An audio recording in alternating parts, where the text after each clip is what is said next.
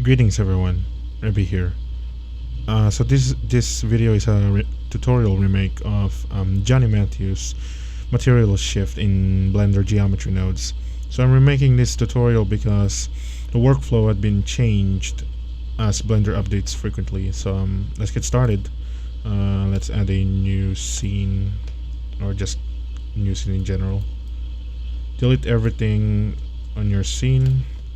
Add a Cezanne monkey. Add an icosphere or any object you want. I'll just add an icosphere on this case. I'll be switching to rendered view. I'll add a light just so we can see it clearly. A sun in this case.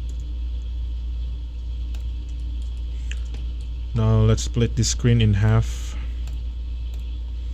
Switch this screen to the geometry nodes editor. Click on the Cezanne monkey. Click new.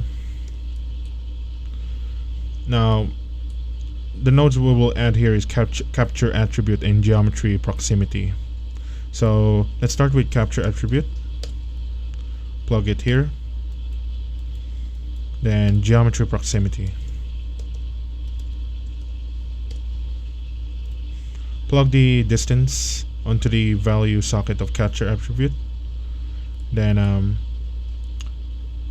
click on the icosphere, or go back to the Cezanne monkey.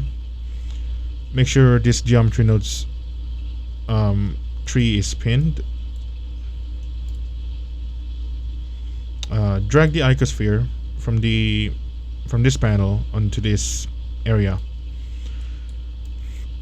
Switch from original to relative.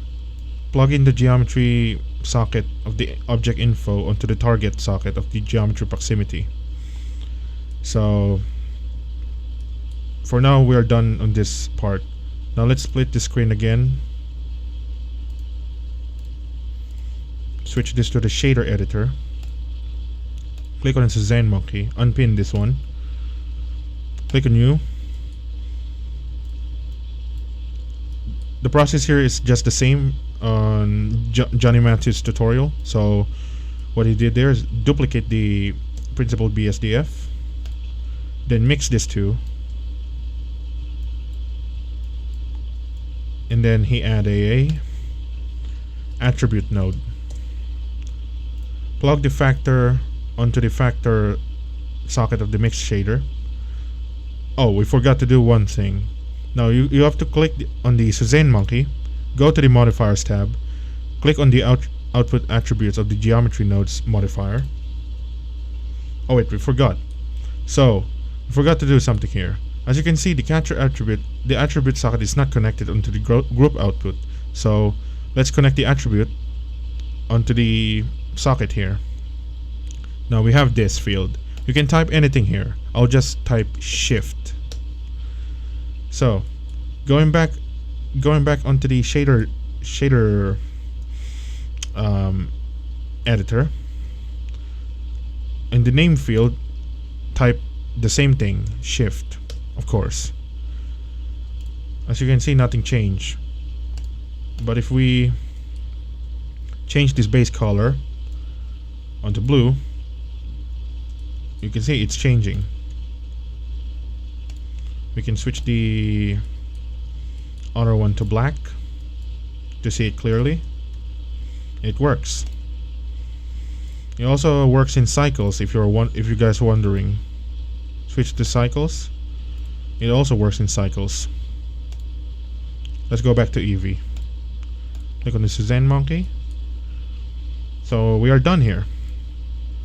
If you want to adjust the fall off of the color or proximity, you can add a map range node. Plug it in between the capture attribute and the geometry proximity nodes. You can fiddle around with these settings or values right here to get your desired results and such. Or you can use a float curve node.